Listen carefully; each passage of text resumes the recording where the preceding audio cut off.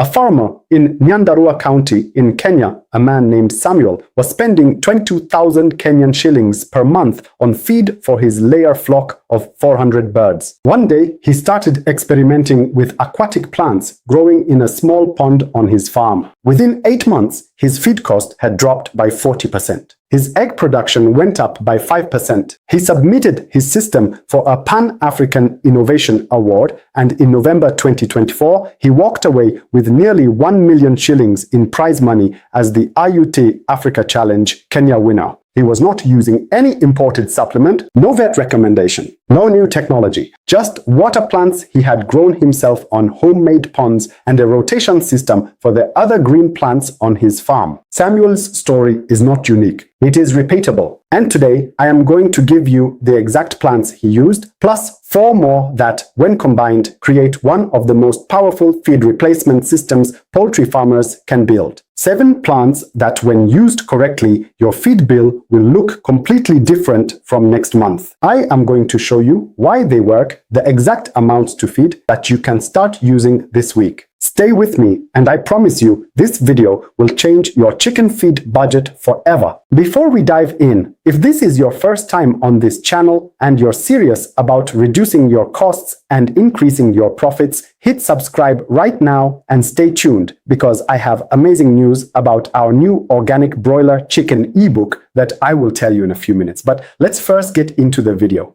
Here's the statistic that should make every poultry farmer think soybean meal and fish meal make up 55 and 45% of the protein content in most commercial layer and broiler feeds, respectively. These are imported ingredients. You are paying import prices, storage prices, transport prices, markup prices every single month. The bills stack up. What if I told you that nature has already built a feed factory right outside your door, and it is producing protein that matches or exceeds what is inside that bag? Not 7 plants from this and that place. 7 plants that can be grown right there on your farm that your birds will eat with joy. Let's go through them one by one. To kickstart us off is duckweed. Duckweed is a tiny floating plant that grows on still water, ponds, troughs, irrigation canals. It looks like nothing, a carpet of green dots on water. But duckweed contains 35 to 44% crude protein in dry matter. That is higher than soybean meal, the highest protein plant-based feed ingredient I have ever encountered, and it grows on water for free. And here is the circular system that makes it almost magical. Duckweed grows best in nutrient-rich water, like the water that your chickens contaminate in their troughs or water enriched with their manure. You take your bird's wastewater, put it in a pond, grow duckweed on it, harvest the duckweed, and feed it back to the birds. Duckweed can substitute 15% of broiler feed and up to 40% of layer feed, while increasing egg production by 5%.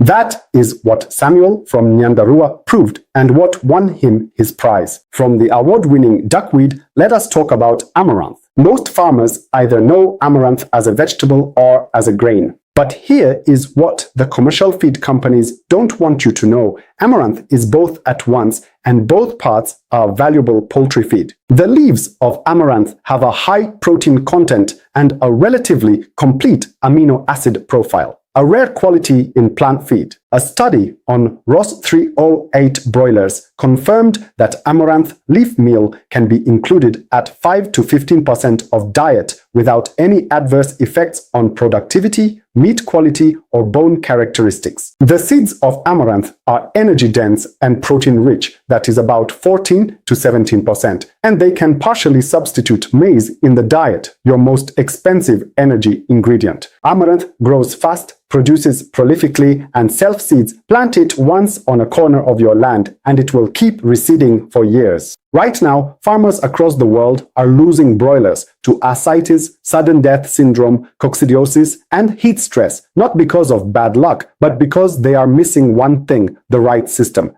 That is exactly why we built the Organic Broiler Farming Complete Guide, a detailed phase-by-phase ebook that walks you through every single stage of your grow-out, from before your chicks arrive all the way to market day.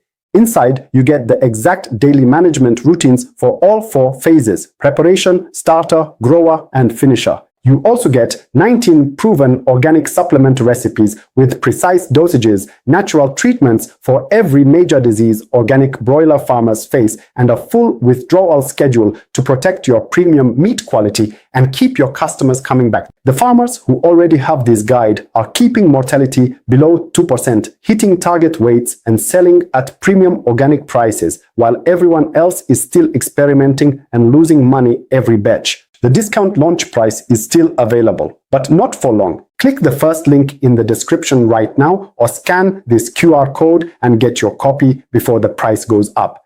Now, let's get back to what we were looking at, because this next one is critical. Our number 3 plant is Moringa. If you don't have Moringa growing on your farm, stop this video and go plant it today. I'm serious. The dried leaves of Moringa oleifera contain approximately 27% crude protein. That is in the same range as many commercial protein supplements. But unlike processed feed, Moringa's protein arrives packaged with iron, calcium, vitamin A, vitamin C, and B complex vitamins. The key is that it has natural compounds that act as antimicrobials inside the gut, reducing pathogen load, keeping the gut lining healthy, and allowing your bird to absorb more nutrition from every gram of feed it eats. To put it simply, it cleans your bird's gut so the rest of the feed works better. Researchers confirmed that up to 25% of soybean protein can be replaced by Moringa leaf protein in broiler diets without any drop in growth rate or feed conversion. One tree produces enough leaves to supplement a flock of 50 birds year-round. And number 4 is Tithonia diversifolia. This is the one that nobody is talking about. And farmer, if you are in Kenya, Uganda, Nigeria, Tanzania, or Ghana, I guarantee this plant is growing within 500 meters of where you are sitting right now. The tall bush with the big yellow flowers that grows along roadsides, along fence lines, in abandoned plots. Most people call it Mexican sunflower. Farmers walk past it every day and call it a weed. This weed contains 21 to 27% crude protein in its dried leaves. It is also rich in calcium at 18.4 grams per kilogram of dry matter and phosphorus at 4.3 grams per kilogram, two of the most expensive minerals in commercial layer feed. In simple terms, this bush growing by your road is providing the same minerals you are paying for in commercial premix. A study on laying hens confirmed productive benefits when Tithonia meal was included in the diet at controlled levels. At number 5 is the nutritious Azolla. Azolla is duckweed's sister, another aquatic plant often found in the same ponds. But Azolla does something duckweed cannot. It fixes atmospheric nitrogen, meaning it pulls nitrogen from the air and converts it into protein. No soil, no fertilizer, just water, sunlight, and air. 1 hectare of Azolla produces 540 to 720 kilograms of protein every single month. That is more protein per hectare than almost any land crop you can grow. But here is the angle I want you to grasp. Azolla feeds your birds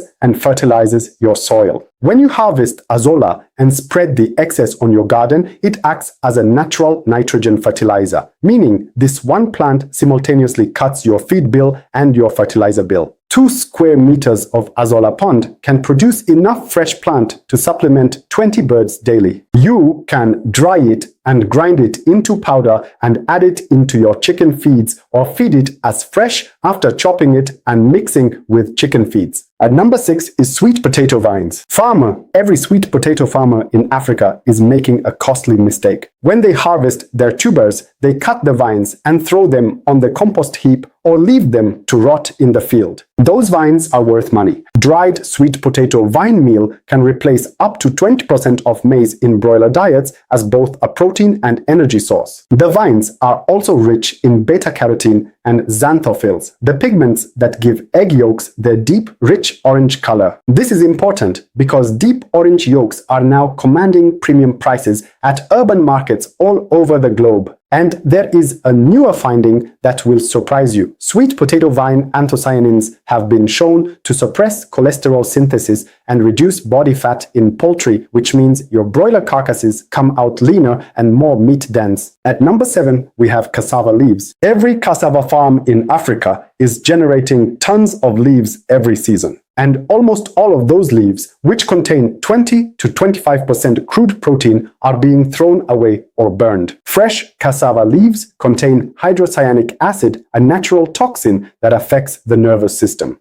The solution is simple but non-negotiable. You must wilt or dry cassava leaves before feeding. Spread the fresh leaves in the shade for 24 to 48 hours or sun-dry them for 4 to 6 hours. Drying reduces the acid content to safe levels. Once properly dried, cassava leaf meal is a high-quality protein source that can be safely included at 5 to 10% of the broiler or layer diet. Someone could be asking, what are the dosages for the fresh and dried forms of these organic plants? I got you. For dried moringa leaves, dosage is 10 grams of dried moringa leaf powder per kilogram of complete feed mixed into morning feed. For chopped fresh leaves, 1 generous handful per 10 birds. For Tithonia leaves, chop coarsely. Feed fresh, unlimited as a side green alongside normal feed. Target 30 to 50 grams fresh weight per bird. For Azolla, feed fresh at 50 to 80 grams per bird as supplement or sun-dry and mix into feed at 10% inclusion by weight. For fresh amaranth leaves,